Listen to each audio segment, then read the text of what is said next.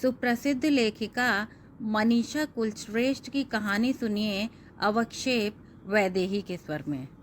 कहानी लिखना क्या आसान काम है? रविंद्रनाथ टैगोर के अनुसार रचना का जन्म लेना और प्रसव पीड़ा एक समान है। मेरे लिए तो यह और भी दुष्कर है। मेरे लिए कहानी लिखना स्वयं जन्म लेता हुआ शिशु होना है। स्वानुभूत कहानी हो तो कहानी लिखना सूखते खुरंटों को उखाड़ उखाड़ कर हरा करना है। मुझे सच में नहीं पता जब से इसे लिखते मैं स्वयं इंसोम्निया का शिकार हो गई हूँ। पूरे हफ्ते से सोई कहाँ हूँ।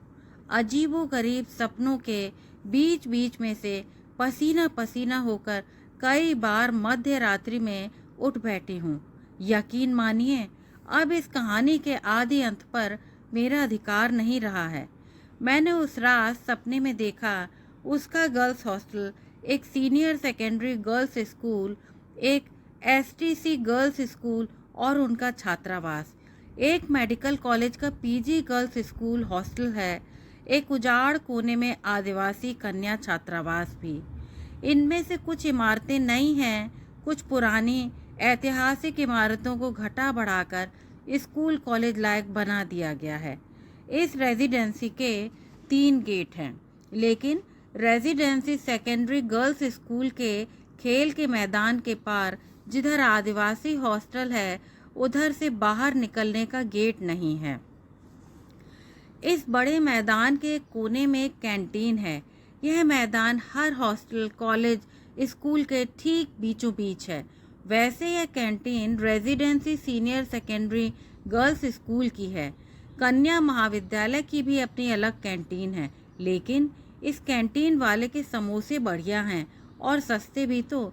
इसी वजह से यहाँ गंगा जमुनी मिलन रहता है लड़कियों का। यहाँ हरी ट्यूनिक पहने सीनियर सेकेंडरी गर्ल्स स्कूल की लड़कियाँ तो घिरी ही होती हैं। गुलाबी चेक का कुर्ता और सफ़ेद सलवार चुन्नी पहने कन्या महाविद्यालय के लड़कियाँ भी समोसे और चाय पर टूटी रहती हैं। सफ़ेद साड़ी वाली छात्राएं भी दिख जाती हैं। कभी कभी बाउंड्री फांद कर आई 2-4 धाकड़ आदिवासी लड़कियां भी दिख जाती हैं, चाव से समोसे खाती, जिनके चेहरे व हाथों पर गुदने गुदे होते हैं। गहरा चमकीला काला रंग, अनगढ़ नक्श। अरे, और ये मैं हूँ यहाँ एंटीगोनम की बेल के गुलाबी फूल तोड़ती। हाँ, यहीं तो कन्या महाविद्यालय के हॉस्टल में रहती हूँ मैं। मेरी नींद खुल गई है।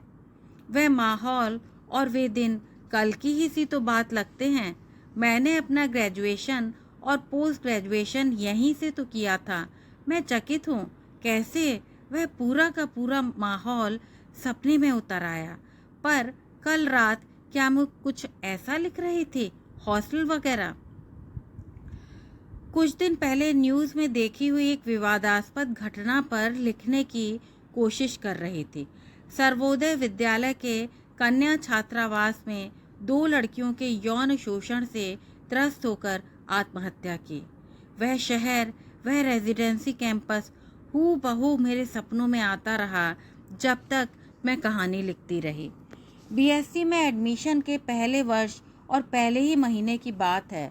जूलॉजी प्रैक्टिकल में डिसेक्शन के बाद ही लैब में मुझे उल्टी हो गई, तो हमारी लेक्चरर ने मुझे हॉस्टल जाकर आराम करने को कहा और मैं शॉर्टकट लेकर जूलॉजी डिपार्टमेंट के पिछवाड़े से निकल आदिवासी कन्या छात्रावास की पगडंडी पकड़ हॉस्टल की तरफ मुड़ रही थी कि मुझे एक अधेड़ आदमी दिखा।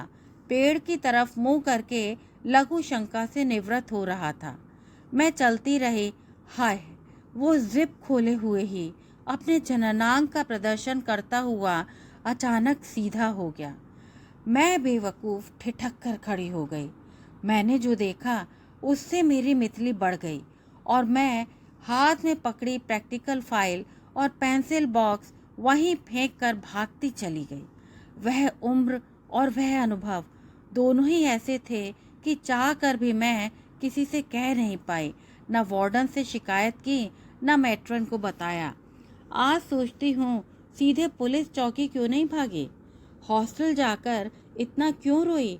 मेडिकल गर्ल्स हॉस्टल में रहने वाली अपनी चचेरी बहन के अलावा किसी को क्यों नहीं बताया? उन्होंने भी तो यह कहकर टाल दिया, अरे कितनी उल्टियाँ करेगी, हम तो रोज़ ही जिंदा और मुर्दों का यही सब देखा करते हैं। ले खाया गोली और यहीं मेरे कमरे में सो रहा है। शाम को वार्ड से आकर तुझे हॉस्टल छोड़ दूंगी। तब मुझे दिन ही कितने हुए थे कॉलेज में एडमिशन लिए हुए, फिर तो पुराने हो गए थे हम। मैंने सबक सीख लिया था, अकेले नहीं आना जाना है। पहले मैं बहुत धाकड़ थी, एनसीसी कैडेट, लगता था मेरा कोई क्या बिगाड़ लेगा। पर उस घटना ने, उस विकृत प्रदर्शन ने ऊपर से तो मेरा कुछ नहीं बिगाड़ा, पर अंदर मन के जाने कहाँ जाकर एक गंदगी सी चिपक गई थी जो रगड़ रगड़ कर भी नहीं छूटती थी। वह पहला कटु अनुभव था लड़की होने का। अब तो फर्क ही नहीं पड़ता, इन्हीं रास्तों पर कितने शोधे अधेड़ गंदी गंदी बातें बुदबुदाते चले जाते हैं। हालांकि बात पहुंची थी वार्डन तक, प्रिंसिपल तक, पुलिस चौकी तक भी। फिर तो दिन में भी एक सिपाही गश्त करने लगा था। जल्दी ही हॉस्टल की छतों पर घूम घूम कर पढ़ते पढ़ते मुझे पढ़ने के लिए एक एकांत और धूप छांव वाला कोना मिल गया था। बस तभी मुझे पता चला था कि हमारे हॉस्टल के पीछे की विंग की छत से रेजिडेंसी का खेल मैदान लगा है। पीछे से वो आदिवासी हॉस्टल भी दिखाई देता है। यह मेरा प्रिय कोना था। एंटीगोनम की लतर से ढका, मोर पंखी के एक विशाल पेड़ की छांव लेता, पानी की टंकी के पीछे छिपा यह दुर्लभ स्थान, जहाँ मैं पढ़ती तो थी ही, कभी कभी नई बहार के उन नए दिवा स्वप्नों में भी खो जाती थी। कभी कभी एक सहज उत्सुकता के तहत मैं अपने प्रिय कोने से पढ़ते पढ़ते आदिवासी हॉस्टल की गतिविधियाँ देखा करती थी। वे लड़कियाँ कभी कपड़े धोते, बाल सुखाते, कभी कभी एक दूसरे की चोटी गूंथती, कोई लोग गीत गाते दिख जाती थी। मुझे लगता वो हॉस्टल दिन के उजालों में भी एक किस्म के अंधेरों में घिरा रहता है। इस हॉस्टल की लड़कियों के चेहरों की तरह इनकी दीवारें, मुंडेरें काली क्यों हैं? यहाँ कभी क्या कोई पुताई नहीं होती? सरकारी बातें तो इतनी होती हैं, मुफ्त शिक्षा, बेहतर सुविधाएं, बेहतर अवसर, आदिवासी लड़कियों के लिए आरक्षण का एक बड़ा हिस्सा, फिर भी ये हमसे बेहतर क्यों नहीं हैं? मैं उस कोने से देखती हर उम्र की आदिवासी लड़कियां, 8 साल से लेकर 18 साल तक, ये सभी रेजिडेंसी स्कूल में पढ़ती थीं। वे सभी मुझे कभी कपड़े धोती दिखती तो कभी बाहर चूल्हे पर चाय बनाती, लेकिन कभी वे हमारी तरह शोर नहीं मचाती थीं, न खेलती थीं। हालांकि उनमें से 2 राज्य स्तरीय पुरस्कार प्राप्त एथलीट भी थीं।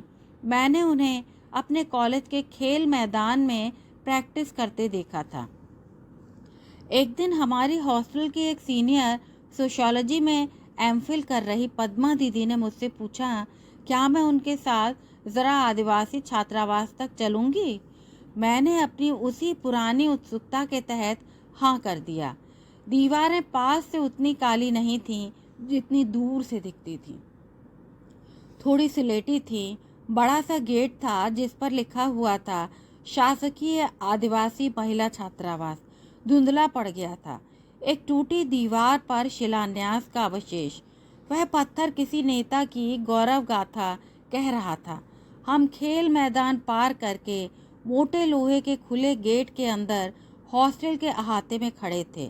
सूखा झड़बेरी की झाड़ियों, जंगली पेड़ों, बड़ी बड़ी सूखी घास से भरा हुआ अहाता, जिसमें जगह जगह जंगली झबरी पूंछ वाले चूहों के बिल थे।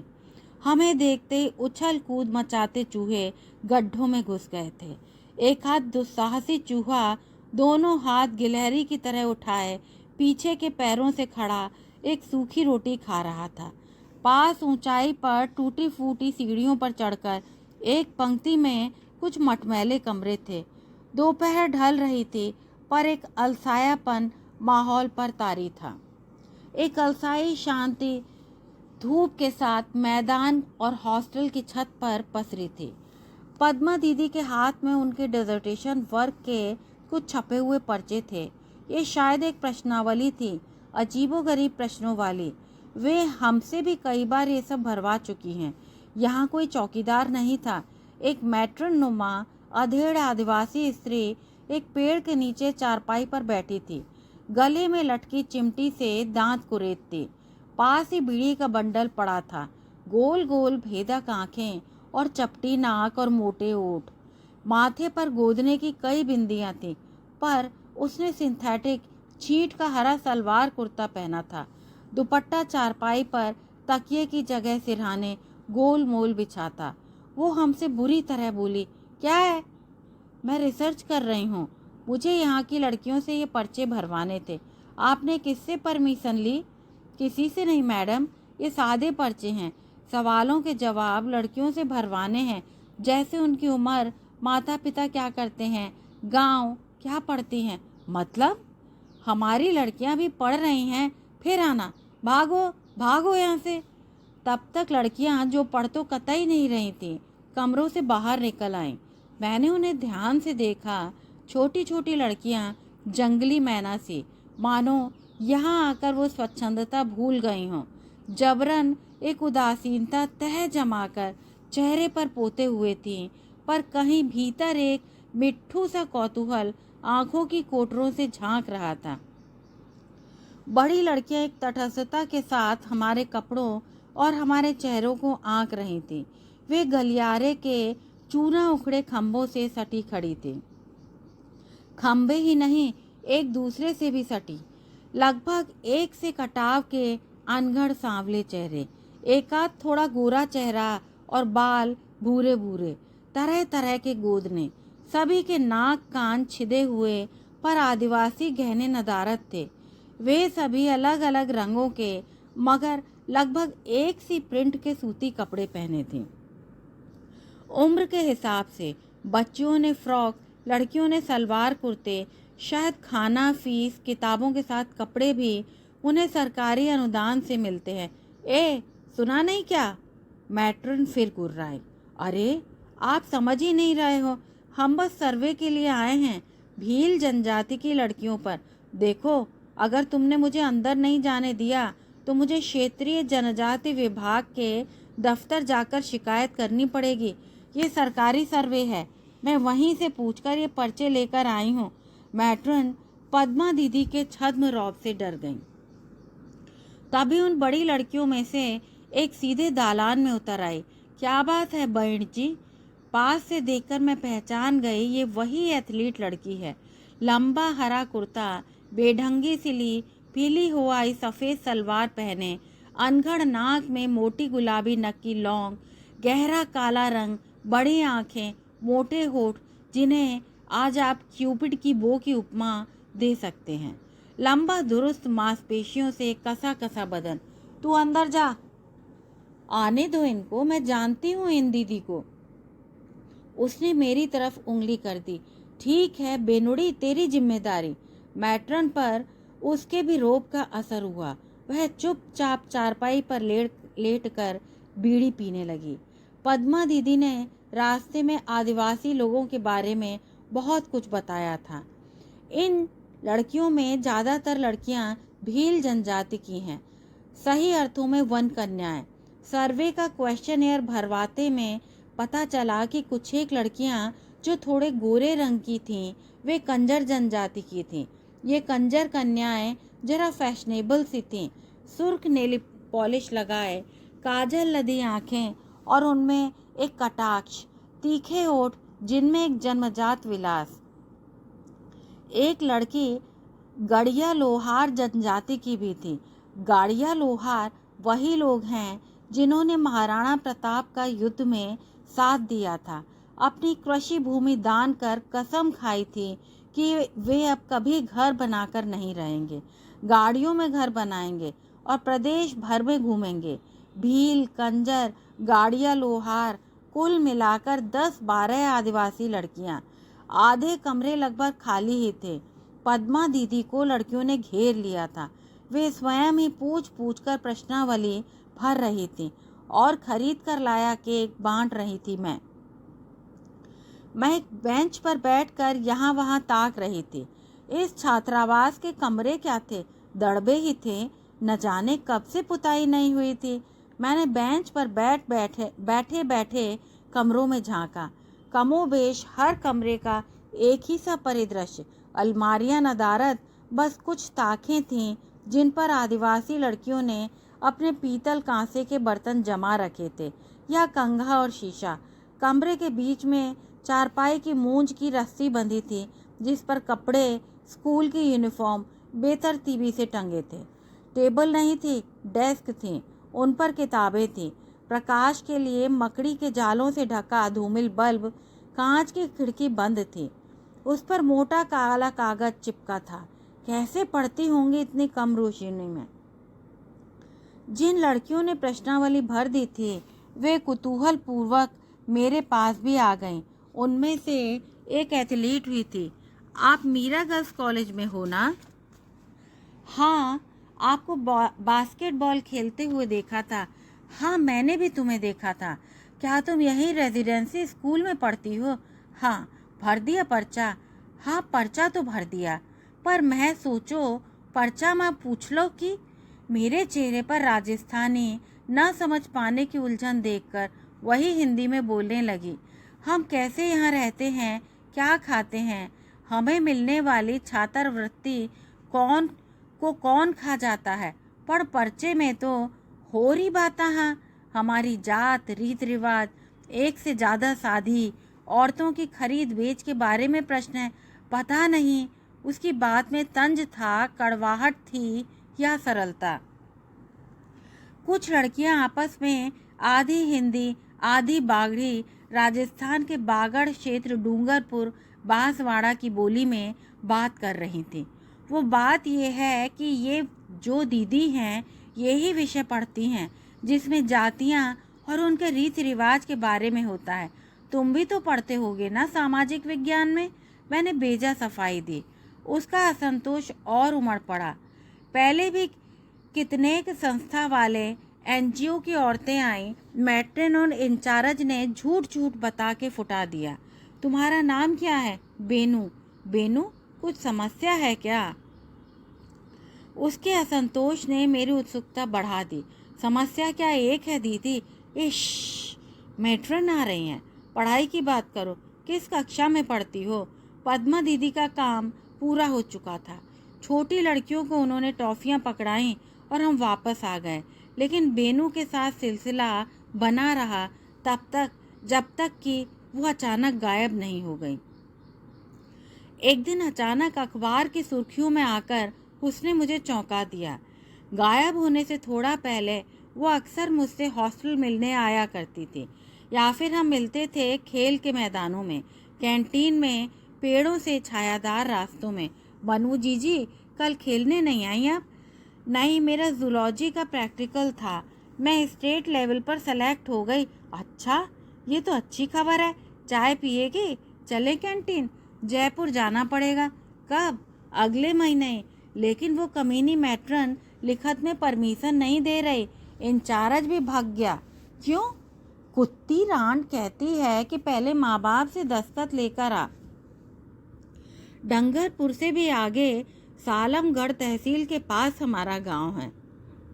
आड़े आड़े में 3 दिन तो लगेंगे ही। दीदी पैसे हों तो? पैसे? बेन, पहले तू मेरे पहले के 100 रुपये लौटा।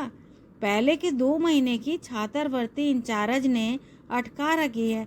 500 पूरे तो कभी देता ही नहीं। खा पी के 200 टिकाता है। फिर भी 400 बनते हैं, मिलते ही दे दूंगी। ऐसा क्यों करता है? करता है उसके बाप का राज है। नहीं करेगा अगर उसके बिस्तर पे कपड़े काढ़ के। रांड रा, क्या बकवास करती रहती है बेनू? बताया नहीं आपको पहले? छोटकी चिरमी 10 बरस की इंचार्ज के पास फीस के पैसे लेने गई और पूरी चड्डी लाल।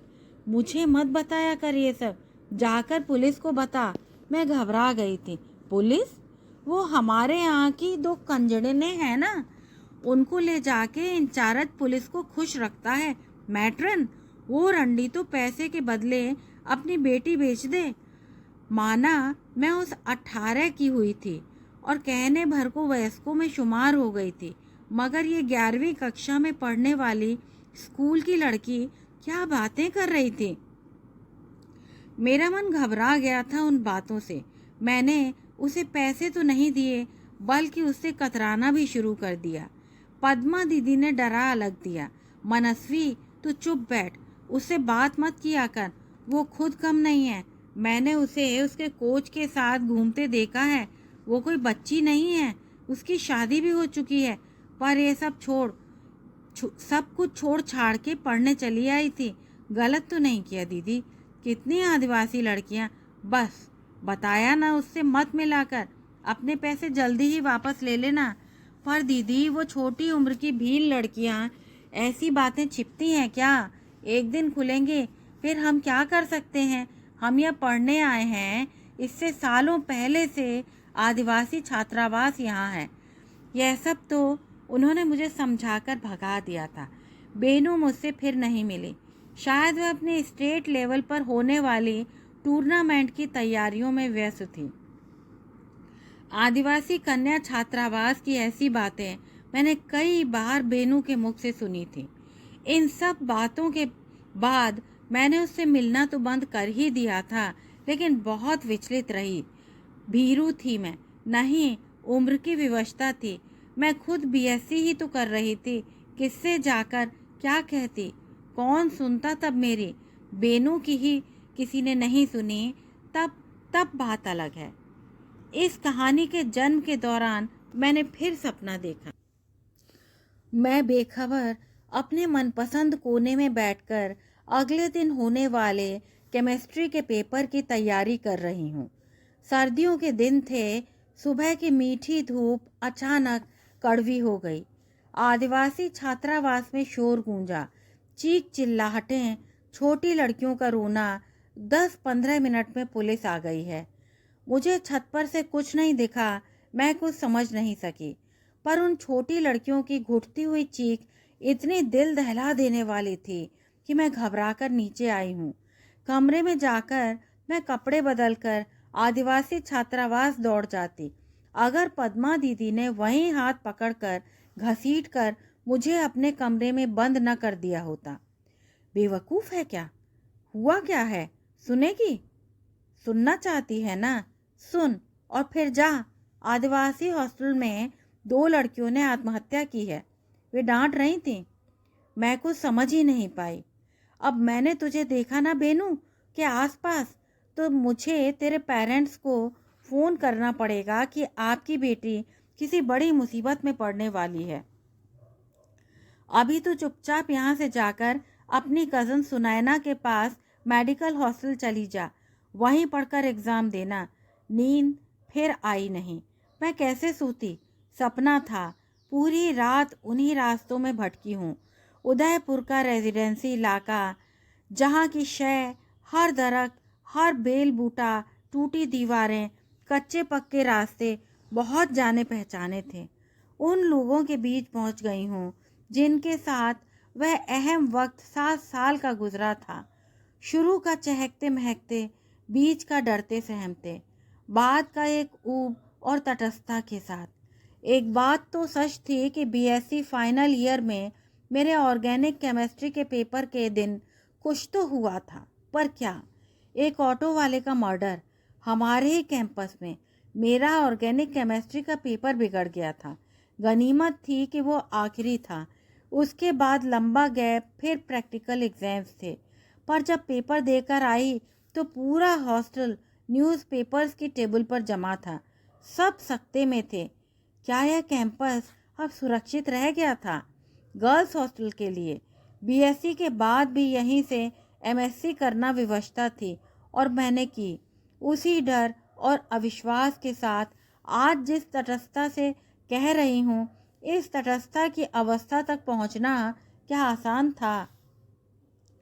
इंसोम्निया शब्द तब मैं जानती नहीं थी, ना ही तब यह शब्द महिलाओं में आम था आज की तरह। तब नींद न आने, डरने की बात पर लड़कियों को उनके माता पिता मनोचिकित्सक के पास नहीं ले जाया करते थे, लेकिन मुझ पर इससे भी कुछ गंभीर गुजरा था जिसके निशान अब तक अंतस पर गहरे हैं। शायद यही वजह है कि रेजिडेंसी कैंपस हूबहू यूं मेरे सपनों में आ गया। इतने सालों बाद मैं उस बेनू से नहीं मिली, फिर पता नहीं वो कहाँ चली गई। बहुत दिनों बाद जिससे मिली तो वह बेनू थोड़े ही न थी, वो तो बनमाला थी। लेकिन कल रात अचानक वही बेनू सपने में आकर उस कैंटीन की बेंच पर बैठकर मुझसे क्या कह रही थी, ठीक से याद नहीं आ रहा था। कोई कड़ी टूटकर हाथों से छूट छूट जा रही थी। इन्होंने मुझे अचानक जो जगा दिया था, अरे मनु तुम कैसी आवाज़ें निकाल रही हो, और वो कड़ी वहीं टूट गई। मैं किस हॉस्टल की टूटी दीवार की बात कह रही थी? ओह, याद आ गया। सपने में वही कैंटीन, टीन की छत वाला, सामने घास का मैदान, बगल में एक गड्ढा जिसके आसपास गुलाबी एंटीगोनम के फूल खिले थे। मैं और बेनू लकड़ी की सकरी बेंच पर बैठे हैं, खुले आसमान के नीचे। सिर के ऊपर एक बादल का टुकड़ा तैर रहा था। मैं उसी यूनिफॉर्म में, गुलाबी सफ़ेद नहीं, सफ़ेद स्कर्ट था। हाथ में बास्केटबॉल थी। उसने क्या पहना था दिखा नहीं, चेहरा भी स्पष्ट नहीं। गोदना याद है, तोता मैना वाला, हाथ की संवलाई त्वचा पर नीला गाढ़ा गोदना। मैंने उससे चीखकर पूछा था, कहाँ जाकर मर गई थी कमबख्त, कितनी चिंता हुई तेरी? जयपुर से कब लौटी? फूट फूट कर रोदी हूँ मैं पूछते पूछते। कहाँ कहाँ गई जयपुर? जाने नहीं दिया ना कुत्ते इंचार्ज ने। कोच सर ने कहा भी उससे कि वो शिकायत करेंगे इंचार्ज की जनजाति विभाग में। बड़े साहब से एक प्रतिभाशाली भील छात्रा को तुम खुद ही आगे नहीं आने देते। कोच सर ने एप्लीकेशन लिखवाई। मैंने सब कुछ लिख दिया था उसमें। छोटी लड़कियों के साथ छेड़खानी, पुलिस चौकी वालों का कंजरियों के कमरे में आना। मैट्रन भी कुत्ती कंजर जाति की थी ना। भीलनियों की जात भले ही छोटी हो, आन बड़ी होती है, इज्जत भी। वो एप्लीकेशन मेरे कन्ने थी, पेटी बकस में। मैट्रन ने पीछे से निकाल ली, ताला तोड़ के पेटी का। उसी दिन कोच सर और मैं जाते जनजाति के दफ्तर, क्योंकि मेरा जयपुर जाना बहुत ज़रूरी था। स्टेट के बाद नेशनल, फिर इंटरनेशनल। कोच सर कहते हैं तू बहुत ऊपर जाएगी बेनू। कहाँ जा सकी? आते ही इंचार्ज और मैट्रन ने खूब मारा। हाथ छुड़ा के रात के अंधेरे में भागी थी मैं। वो हॉस्टल के पीछे की टूटी दीवार से कूद के शहर के उस तरफ। माथे पे चोट लगी, लहू ही लहू, पर पकड़ लिया उस हड़क्के कुत्ते ने। दोनों ने मिलकर गला टीप दिया, फिर रस्सी लटका दी गले में। कौन? मुन्नी? उसे क्या हुआ? ना, मुझे नहीं पता, वो तो घर गई हुई थी। ना ना, वो मेरे साथ नहीं थी। उसे भी मार डाला क्या? वो चीख रही है मुझे झंझोड़ते हुए। मैं फिर उठ बैठी हूँ, पसीने में तरबतर। कौन मुन्नी? कौन बेनू? ये कैसा सपना था? क्या हुआ मनु? इन्होंने मुझे झिंझोड़ कर पूछा। मैं पसीने पसीने बुत बने रजाई उघाड़े बैठी कांप रही थी। वो हॉस्टल की टूटी दीवार, मनु सपना देखा? हाँ शायद, पर ऐसा लगा सच ही था। डर गई हो, सो जाओ। वे करवट बदलकर सो गए। मैं नींद में अपना आप टटोल रही हूँ। अजीब सी नींद में स्वयं से पूछ रही हूँ, कौन थी ये बेनू? कहीं बनमाला तो नहीं? अरे अभी पिछले महीने मेरे जन्मदिन पर तो फ़ोन आया था उसका। ये कहानी तो उसकी ही कहानी है। उसके सिर का वो निशान और उसका इतिहास उसी ने तो बताया था। पर उसने तो कभी आत्महत्या नहीं की। वो अखबार की सुर्खियों में जरूर आई थी, लेकिन इस तरह पहली भील आदिवासी लड़की आरपीएम बनी। मैंने उसे बधाई दी थी पता ढूंढकर। तब से वह मुझसे फ़ोन पर संपर्क रखती आई है। 2 बार वो घर भी आई है। उसने कोच से विवाह कर लिया था। जयपुर जाकर उसी ने, उसके कोच देवराज मीणा ने उसे आगे पढ़ाया और इस गरिमा में पड़ाव तक उसे ले आया। मेरे हाथ पैर बर्फ हो रहे हैं। कुछ समझ नहीं आ रहा है ये सब क्या है। मेरी समाचार वाली कहानी बनमाला से क्यों जा जुड़ी है? वो तो जिंदा है, अपने जाबाज व्यक्तित्व के साथ एक पुलिस अधिकारी के जिम्मेदार पद पर बैठ न जाने ऐसे कितने साधुओं, नारी निकेतनों, छात्रावासों के गंदले गुदड़ों की बखिया उधेड़े हैं और वहां के निकृष्ट कर्मचारियों को पिस्सू सा निकाल फेंका है। पूरे सप्ताह कहानी लिखने के दौरान मुझे न जाने क्या क्या याद आता रहा है और मैं अपनी मूल कहानी से भटककर उदयपुर रेजिडेंसी के उस विस्मृत इलाके में घूमती रही हूँ। पर गनीमत है, पूरी तो हुई। अब कहीं जाकर मेरा मन संभला है। बस पेन और डायरी को रख दिया है भीतर अलमारी में। अब 1-2 महीने कोई कहानी नहीं लिखूंगी। उफ, कम से कम किसी अखबार की दारुण खबर को प्लॉट बनाकर तो कभी नहीं। ये खबरें जब आपके अतीत से कहीं छूकर गुजरती हैं तो अवचेतन पर जाकर नाना प्रकार की रासायनिक क्रियाओं से गुजरकर सपनों के धरातल पर प्रेसिपिटेट अवक्षेपित होती हैं। बस कहानी यहीं तक थी। यदि आपको कहानी अच्छी लगी हो तो कृपया चैनल को सब्सक्राइब अवश्य करें। धन्यवाद।